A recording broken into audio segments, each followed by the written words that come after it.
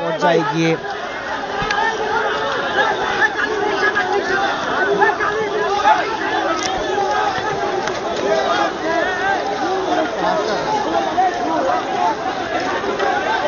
ঠিক নিউ মার্কেটের দক্ষিণ পাশ দিয়ে ঠিক পিলখানার দিকে তারা চলে যাচ্ছেন।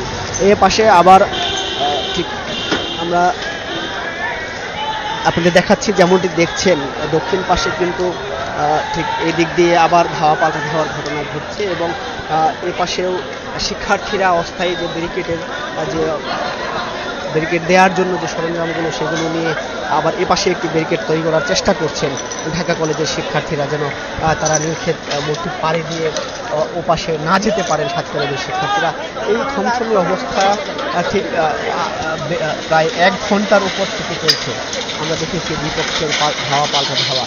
এখন সমাধানের পথে রয়েছে বা সেটি তাদের দাবিগুলি পূরণের আমরা বিভিন্নভাবে শুনেছি পূরণের কথা। আপনারা দেখছেন যে আবার কিন্তু ধাওয়া পাল্টা ধাওয়া চলছে, অর্থাৎ এই নিউ মার্কেটের দক্ষিণ পাশে কিন্তু সেই জায়গা থেকে বিপক্ষের ইট পাটকেল নিক্ষেপ চলছে। বিজিবির সদস্যরা যেদিক দিয়ে চলে এসেছিলেন ঠিক সেদিক দিয়ে আবার চলে যায়, মধ্যরাতে প্রবেশের চেষ্টা না করা হয় এমনটি তারা দাবি জানাচ্ছিলেন, তারা বলছিলেন। এবং পাশাপাশি আমরা যেমনটি দেখেছি ঠিক তার পরবর্তী থেকেই কিন্তু আইন শৃঙ্খলা বাহিনীর সদস্য সংখ্যা বাড়তে থাকে এই ঢাকা বিশ্ববিদ্যালয়ের গণতন্ত্র তরুণ বা ইফতেখার হলের সামনে।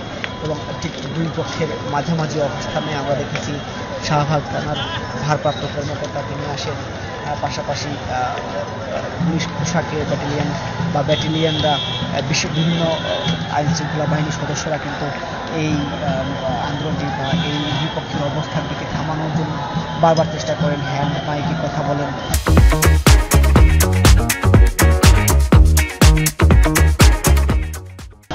এবং ঢাকা বিশ্ববিদ্যালয়ের শিক্ষার্থীরাও বলেন ঠিক এই মধ্যরাতে যেন বিশ্ববিদ্যালয়ে প্রবেশ করা না হয়, প্রবেশ করতে চেষ্টা করলে তারা প্রতিহত করবেন, তারা সাত কলেজের শিক্ষার্থীরা যেন ফিরে যান।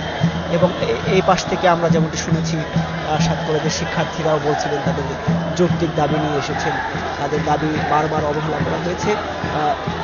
যেটি তারা এই ঢাকা বিশ্ববিদ্যালয় বা এই 7 কলেজ পাশাপাশি যে তাদের অবস্থান, এই যে ভ্রাতৃত্বের বন্ধন রয়েছে সেটি যেন কোনোভাবে ব্যাহত না হয়, সেই জায়গা থেকে ঢাকা বিশ্ববিদ্যালয়ের শিক্ষার্থীদের কাছে তারা আবেদন করেন এবং সেই জায়গা থেকে তারা বলেন যে তাদের দাবিগুলো যেন বাস্তবায়নে তারা সহযোগিতা করেন।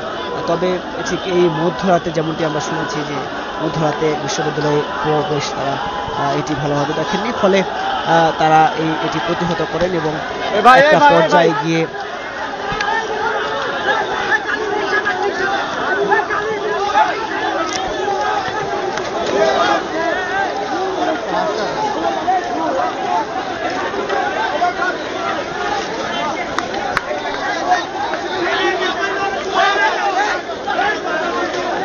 দেখছেন ঢাকা বিশ্ববিদ্যালয়ের শিক্ষার্থীরা কিন্তু ক্যাম্পাসে ফিরে যাচ্ছেন। আব্দুল্লাহ তিনি সবাইকে নিয়ে ক্যাম্পাসে ফিরে যাওয়ার আহ্বান জানিয়েছেন। আমরা ধারণা করছি তার আহ্বানে সব শিক্ষার্থীরা বিশ্ববিদ্যালয়ের দিকে চলে যাচ্ছে।